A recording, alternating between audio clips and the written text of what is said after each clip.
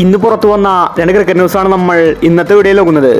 ആദ്യത്തെ ഒരു അപ്ഡേറ്റ് അമ്പയറുമായി ബന്ധപ്പെട്ടതാണ്. ഓസ്ട്രേലിയൻ ക്രിക്കറ്റ് മത്സരത്തിനിടെ അമ്പയറിനെ പരിക്കേറ്റിരിക്കുകയാണ്.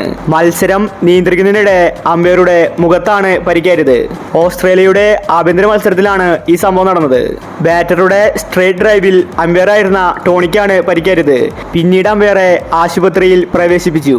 ക്രിക്കറ്റ് മാച്ചിനിടെ അമ്പയർമാർക്ക് പരിക്കേൽക്കുന്നത് ആദ്യത്തെ സംഭവമല്ല. 2019 വെയിൽസിൽ നടന്ന മത്സരത്തിൽ അമ്പയർ ജോൺ വില്യംസ് പരിക്കേറ്റ് മരിച്ചിട്ടുണ്ടായിരുന്നു. അതിനുശേഷം എല്ലാ അമ്പയർമാരും ഗാർഡ് ധരിക്കാറുണ്ട്. പ്ലാസ്റ്റിക് കൊണ്ടുള്ള ഒരു ഷീൽഡാണ് അവർ കയ്യിൽ ധരിക്കാറ്. പന്ത് വരുമ്പോൾ അത് വെച്ച് തടുക്കും. പക്ഷേ ഈ അമ്പയർ ഗാർഡൊന്നും തന്നെ ഉപയോഗിച്ചിട്ടുണ്ടായിരുന്നില്ല. അതുകൊണ്ടാണ് പരിക്കേറ്റത്. പരിക്ക് ഗുരുതരമാണെന്ന റിപ്പോർട്ടാണ് വന്നിരിക്കുന്നത്. അടുത്തൊരു അപ്ഡേറ്റ് സഞ്ജു സാംസണുമായി ബന്ധപ്പെട്ടതാണ്.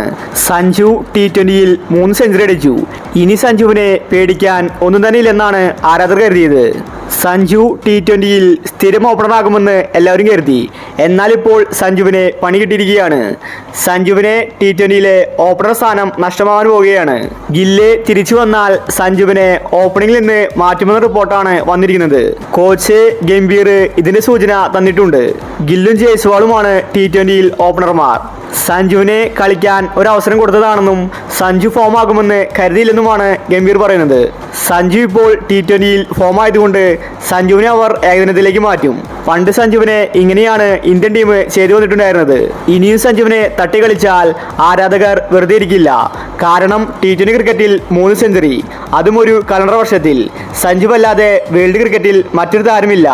അതുകൊണ്ട് ഇനി സഞ്ജുവിനെ ഓപ്പണിംഗിൽ നിന്ന് മാറ്റരുതെന്നാണ് ആരാധകർ പറയുന്നത്. പക്ഷേ സഞ്ജുവിനെ വലിയ പണിയാണ് കിട്ടാൻ പോകുന്നത്.